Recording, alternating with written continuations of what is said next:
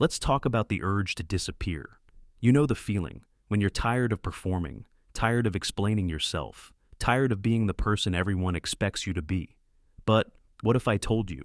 Disappearing isn't about running away. It's about running toward the person you're meant to become. Disappearing isn't about hiding. It's about protecting your energy. Stop sharing your plans, your progress, even your struggles. Every time you leak your energy to others, you give away pieces of your future.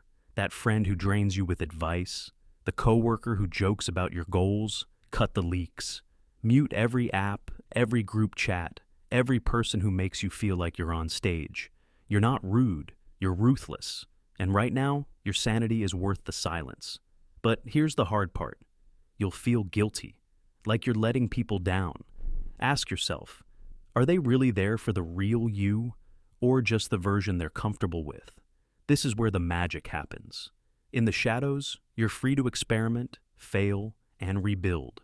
Obsess over one thing, not 5, not 10. Want to start a business? Spend 90 days only on market research and cold outreach. No side quests. You will cry, you will doubt yourself. But instead of texting a friend, write the rage in a journal, burn the pages after. Let the ashes remind you, no one's coming to save you. Every time you resist the urge to post, to vent, to seek validation, that's a win. Celebrate it with more work, more focus. Miss the old you? Good. That means it's working. This is where most people fail. They reappear too soon, desperate for applause. Don't.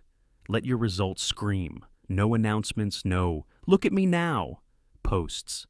Just live your new life. Let people notice. Let them whisper. You're not here to explain yourself. Someone asks, where have you been? Smile and say, working on something.